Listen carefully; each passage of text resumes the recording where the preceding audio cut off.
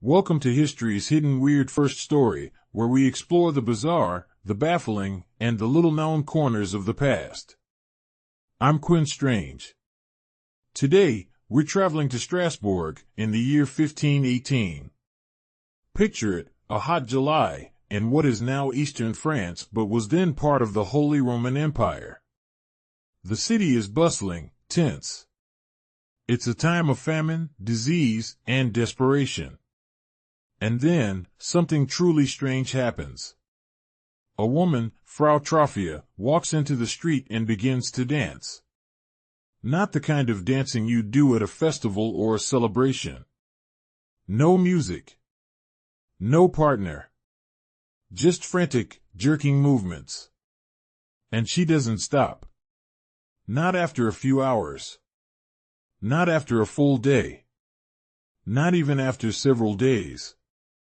Some say she danced for 6 straight days. Others claim she collapsed only to get up and continue.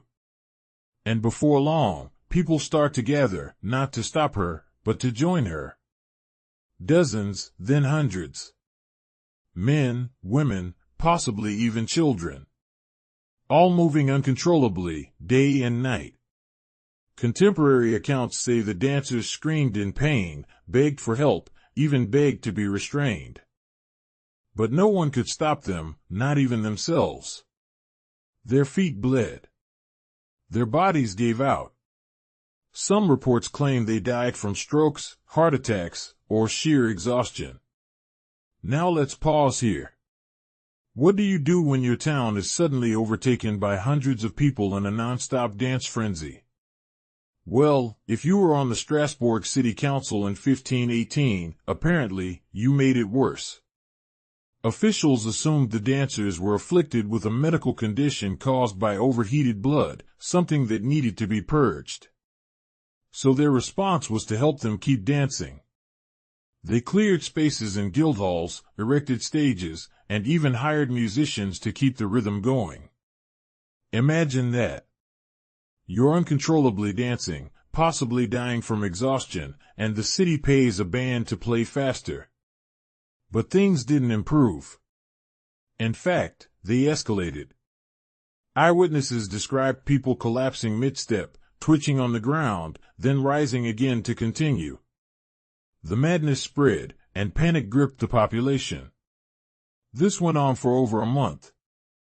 And eventually, the authorities changed their tune. Realizing the dancing wasn't abating, they began to shut it down. The remaining dancers were taken, some barefoot and injured, to a mountaintop shrine dedicated to Saint Vitus, who was believed to have the power to both cause and cure this affliction. So, what actually happened? What caused this mass dance fever? There are 3 main theories, and each is as strange as the event itself. The first is ergotism. Ergot is a fungus that grows on rye in wet conditions.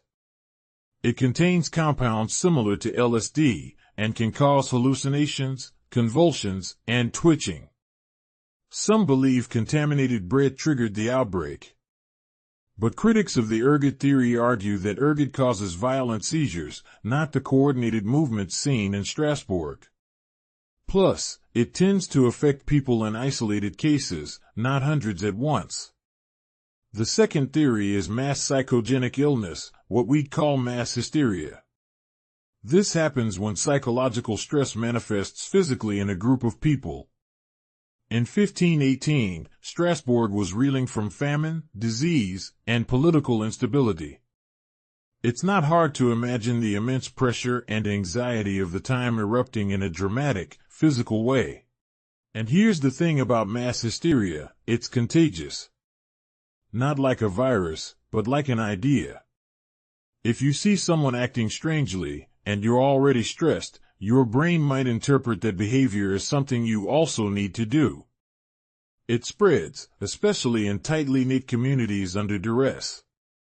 The third theory is spiritual or religious. At the time, many believed in the wrath of saints. Saint Vitus, in particular, was thought to punish sinners with compulsive dancing. Pilgrimages to his shrines weren't uncommon, and people believed that only through prayer, penance, or divine intervention could the curse be lifted. What's chilling is that this wasn't the only instance of this kind of behavior. Similar outbreaks of compulsive dancing were recorded in medieval Europe, including one in Aachen in 1374. These weren't one-offs. Something was happening, and it happened more than once. Eventually, the Strasbourg episode ended. The shrine visits, the withdrawal of musical encouragement, and time helped dissipate the phenomenon. But it left behind a mystery that still puzzles historians and scientists today. The Dancing Plague of 1518 is a story of desperation, belief, fear, and the fragile boundary between the mind and body. It challenges what we think we know about how stress and culture can shape human behavior in extraordinary ways. And it reminds us that sometimes, history isn't just strange. It's utterly inexplicable.